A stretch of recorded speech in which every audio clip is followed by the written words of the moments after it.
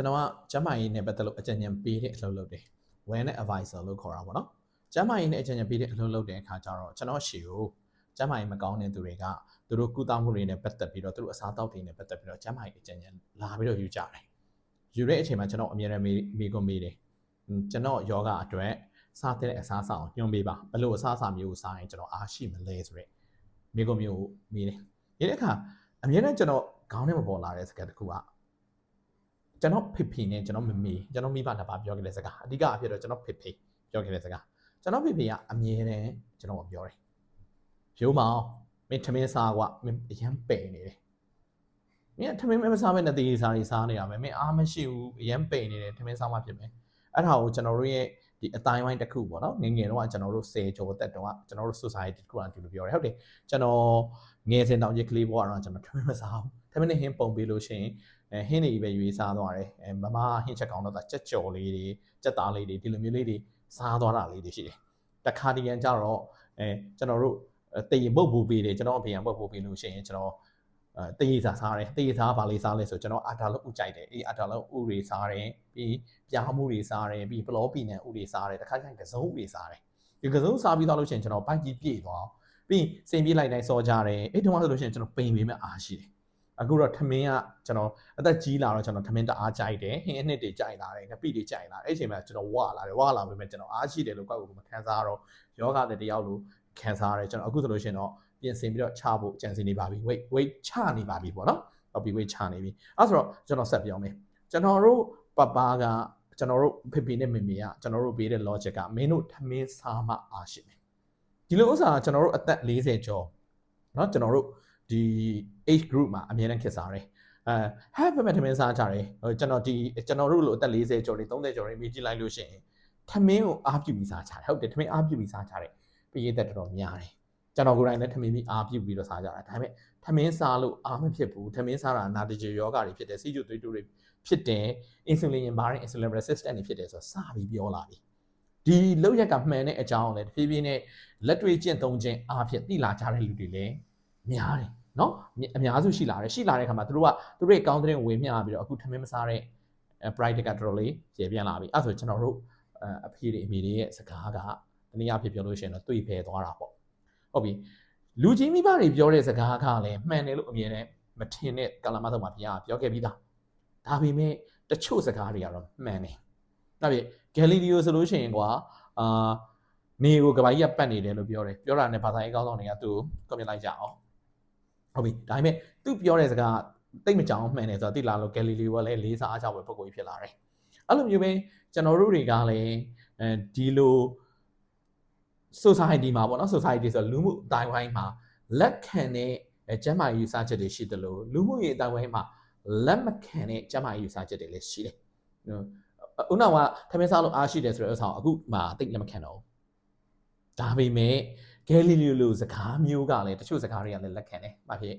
ဂေါရမဗုဒ္ဓပြောခဲ့တဲ့စကားနေမို့ညစာမစားနဲ့ညစာမစားရင်ချမ်းသာစွာအိပ်စက်ရမယ်ဒီစကားမှန်လာတယ်ငါဟာညစာမစားတဲ့အကြောင်းမလို့ကြမ်းမာတယ်ဒီလိုပြောတဲ့စကားလည်းမှန်လာတယ်ကျွန်တော်ကဒါဘာသာရေးစာအုပ်တွေဖတ်ရင်လည်းဖျားပြောခဲ့တဲ့စကားတွေလို့ကျွန်တော်လေ့လာမှတ်သားဖို့တဲ့စာတွေပြင်ပြီးတော့တင်ပြတာဟုတ်ပြီဂေါရမဗုဒ္ဓဆိုလို့ရှိရင်လည်းအစာလုံးဝမစားတာလည်းမဟုတ်ဘူ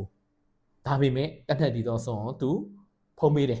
တတ်ပတ်ချက်အတိုင်းဖုံးပေးတယ်ဘာဖြစ်45လို့เนาะကျွန်တော်ဒါကကျွန်တော်တို့ရဲ့ဘာသာရေးကိုဖတ်ရင်နဲ့တည်ကြ45လို့တော့ဆုံးစားတယ်စားပြီးတော့လို့ရှိရင်သူကဟိုလားမှမစားတော့ဘူး fasting လုပ်လိုက်တယ်ပေါ့အဲ့ဆိုတော့ဂရမဗုဒ္ဓရဲ့ fasting ကိုစဉ်းစားကြည့်လို့ရှိရင်တော့22 hour fasting ဖြစ်ဖို့များတယ်24နာရီမှာ22နာရီလောက်အစားမစားတာအတိအကျပြောမယ်ဆို23နာရီလောက်အစားမစားတာဖြစ်နိုင်တယ်ဂရမဗုဒ္ဓအရန်ကျန်းမာတာနော်အသက်80ကျော်မှာမိုင်းချီတဲ့ခရီးပေါ့နော်ဒီ engine door ကိုသူကကြွားခဲ့တာဒီဝမ်းတော့လားနေတဲ့အချိန်မှာပေါ့နော်ဝမ်းသွားနေတဲ့အချိန်မှာတော့မှအာယူပြီးကြောက်ခဲ့တယ်ကဒီဖျားရဲ့ကျန်းမာရေးစဉ်းစားကြည့်နော်ဂေါရမဗုဒ္ဓကလုတ်ပြခဲ့တဲ့ဒီစနစ်ကြီးကအခုနောက်ပိုင်းမှာ fasting ဆိုပြီးတော့ခက်စားလာတယ်အဲ့တော့ကျွန်တော်ရဲ့ client မေးကိုကျွန်တော်ကဒီလိုဖြေလိုက်တယ်ဆိုတော့အစာဘာစားရမလဲဆိုတော့အိမ်ထမင်းအိမ်ပဲစားပါပေါ့ဟုတ်ပြီကျွန်တော်ဘာမှမညွှန်းတော့ဘယ်အားပြေးစားအောင်မှမညွှန်းဘူး ဒါပေမဲ့ကျွန်တော်ကတော့ supplement Brightic လုပ်တဲ့ဆရာဝန်ဖြစ်တဲ့ကြောင့်လို့ supplement တော့ညွှန်းပေးတယ်သူ့တက်လိုအပ်တဲ့ဥစ္စာဒါပေမဲ့အရင်အများကြီးတော့မဟုတ်ဘူးသူ့ရဲ့ lifestyle ရဲ့သူ့ရဲ့လူနေမှုရဲ့သူ့ရဲ့အလုပ်ရဲ့เนาะသူ့ရဲ့ပတ်ဝန်းကျင်ရဲ့ပြီးသူ့ရဲ့ယောဂအခန့်ရဲ့သူ့ရဲ့မျိုးဗီဇပါတဲ့အခြေအနေပေါ်ကိုကြည့်ပြီးတော့သူလိုအပ်မယ်ထင်တဲ့เนาะ supplement လေးကိုတော့တင့်တော်ရောညွှန်းပေးတယ်ကျန်တဲ့ဥစ္စာအားလုံးကတော့ကျွန်တော်အစာကိုအားပြုဖို့အဓိကပြောပေးတယ်ပြောပေးတဲ့အချိန်ကြာလို့ရှိရင်ကျွန်တော်အမြဲတမ်းပြောထားရှိတဲ့စကားလေးတစ်ခုရှိတယ်ဟုတ်ပြီထမင်းအဓိကဘာစားမလဲထမင်းစားပေါ့နော်ထမင်းစားဆိုထမင်းကိုစားတဲ့အခါမှာလည်း shake ခင်ရိုးရာအတိုင်းပဲရင်းငယ်ပြီးချက်စားပေါင်းတိတ်မတုံးနဲ့လက်ဆက်ဆက်ဝယ်ပြီးတော့ဥစ္စာကိုချက်စားဟုတ်ပြီကျွန်မထမင်းမစားနိုင်ဘူးဆိုလို့ရှိရင်လေဟင်းလေးပဲစားလိုက်မှဖြစ်ကြက်ပြုတ်လေးရှိမယ်ကြက်ပြုတ်လေးပေါ်မှာအရွက်ကလေးရှိမယ်အရွက်စားနိုင်စားเนาะပြီးတော့ကိုစားချင်တာပေါ့ဟုတ်လားပဲ root food တွေဖြစ်တဲ့အစုံဥတွေဘာတွေအဲ့လိုမျိုးအနေတော်လေးပြက်လေးနဲ့စားလို့ရတယ်ဟုတ်ပြီစားပြီးတော့ဝင်လာရင်တနက်စားစိတ်တောက်လိုက်ပြီးတော့လို့ရှိရင်မစားချင်လို့ရှိရင်မစားနဲ့ကွာတကယ်လို့ဆရာဝန်ကဆေးနှစ်ချိန်တောက်ဖို့ပေးထားတယ်ဆိုနောက်တစ်ချိန်မှာတောက်မယ်ဆိုလို့ရှိရင်ကြက်ဥတစ်လုံးဒါမှမဟုတ်လို့ရှိရင်ကစုံတစ်လုံးလောက်နဲ့ပဲအဆင်ပြေစားလို့ရတယ်ကွာဟုတ်ပြီဆရာဝန်နဲ့ပြင်နိုင်လို့ရမယ်ဆိုတစ်ချိန်နဲ့အဆင်ပြေမလားဒါဆိုလို့ရှိရင် fasting လုပ်ပြီးသားဖြစ်သွားတယ်ကျွန်မမှာအဆိုင်ယောဂရှိတယ်ဆိုလို့ရှိရင်တော့လေအဲ့အဆိုင်ကိုပြောင်းခုပြီးတော့fasting လုပ်ချင်လို့ပေါ့နော်အစာကတော့အများကြီးစားတာမကောင်းဘူးဒါကြောင့်ဘာစားရမလဲလို့ပြောလို့ရှိရင်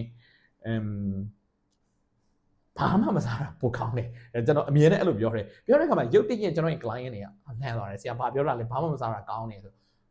ကျွန်တော်ကအဲ့ထားလေးကိုရှင်းပြလိုက်တယ်နော်ကျွန်တော်ဖေပြောခဲ့တဲ့စကားရဲ့ဒီ Corona ဗုဒ္ဓလုပ်ခဲ့တဲ့အကျင့်ရဲ့အခုနောက်ပိုင်းခက်စားလာတဲ့အမြင်တွေတင်ပြတဲ့အခါမှာအားလုံးကလက်ခံသွားတယ်ဒီစကားလေးကိုကျွန်တော်ပြန်ပြောပြတာပါတစ်ခါချလို့ရှိရင်အမေးကြတယ်ဆရာဘာစားရမလဲဆိုကျွန်တော်အရင်ဖြေရခက်တယ်ဘာမှမစားတာပို့ပြီးတော့ကျမအတွက်ပိုကောင်းနေတော့တက်နိုင်လို့ရှိရင်စားထိုက်တဲ့ဥစ္စာကိုဝလည်းစားမစားရင်မစားနဲ့စားလို့ရှိရင်တင်းမြတ်တာတဲ့ကြက်ဥတစ်လုံးကစုံဥတစ်လုံးကိုဝမ်းအချင်းလုံးလိုက်အဆင်ပြေပါတယ်အများစုကပြောကြတယ်ကျွန်တော်ကနည်းနည်းလေးပဲစားရတယ်เนาะဒါပေမဲ့စီးကြိုတက်တယ်ဒါပေမဲ့နည်းနည်းလေးနဲ့တနေ့ဘယ်နှချိန်စားနေလဲမှမသိတာတချို့တွေဆိုဝလေးနဲ့စားလိုက်တယ်လုံးဝထမင်းကိုနည်းနည်းလေးပဲတပုံလောက်ပဲပါတယ်အရွက်တွေအသားတွေငါးတွေတခြားစားလိုက်တယ်တနေ့ကမှမစားတော့အေးစင်းနေနိုင်တယ်လူကျမ်းပါတယ်လုံးဝစီးကြိုစီးလွတ်သွားတဲ့လူတွေတွေးတိုးကြစီတောက်ဆရာမလိုတဲ့လူတွေအများကြီးတွေ့တယ်တချို့တွေဆိုလို့ရှိရင်ကွာ SLE ယောဂဖြစ်တယ် medicine တွေဘာတွေတောင်လုံးဝလွတ်သွားတယ်လုံးဝ SLE နဲ့ပတ်သက်တဲ့စီတောက်ဆရာကိုမလိုတော့တဲ့အထိကိုပြန်ကောင်းသွားတဲ့လူရှိတယ်အဲ့တော့မိကုံမေးတယ်ကျမ်းမာဖို့တော့ဘာစားရမလဲဆိုကျွန်တော်ပြောချင်တာကတန်တီသောဥစ္စာကိုဝလင်းစားလိုက်ဒါပေမဲ့ဘိုင်းပြအောင်တော့မစားနဲ့ဒါပေမဲ့နောက်တစ်ချိန်ကတော့မစားရင်မစားလို့ရတယ်fasting လုပ်နေတခုပဲစားခဲ့ရင်လေတင့်တော်ရုံစားလိုက်ကျွန်တော်ပြောပြတာအဓိကတော့အလေးကျင့်ပါပဲเนาะလူမှာအကျင့်ဝမ်းမှာအချင်းလုပ်ပြီးလို့ရှိရင်တော့အဆင်ပြေသွားမှာပါကျွန်တော်ကတော့ဒါကတော့ကျွန်တော်ဒီနေ့ပြောခဲ့တဲ့စကားလေးကိုပြန်ပြီးတော့ပြပြတာဖြစ်ပါတယ်ကျွန်တော်ပြည်သက်တွေလည်းဖြစ်နေတော့ဒီမှာနားထောင်နေတဲ့လူကလည်းကျွန်တော်ပြည်သက်တွေဖြစ်နေတဲ့အတွက်ကြောင့်မလို့ကျွန်တော်ကဗီဒီယိုလေးကိုလုပ်ပြီးတော့ YouTube မှာတင်ပြီးတော့ကျွန်တော်ပြန်ပြီးတော့ပြောပြတာဖြစ်ပါတယ် TikTok မှာတော့ဒီအတူလေးပေါ့နော်ဒီအကောင်လေးကိုအတူလေးလုပ်ထားတဲ့4 minute စာဗီဒီယိုလေးလောက်တော့ရှိတယ်ဒီမှာတော့ခက်ရှည်လေးပြတာပါကျွန်တော်နာမည်ဒေါက်တာဖြိုးမောင်ပါကောင်းသောနေ့လေးဖြစ်ပါစေဗျ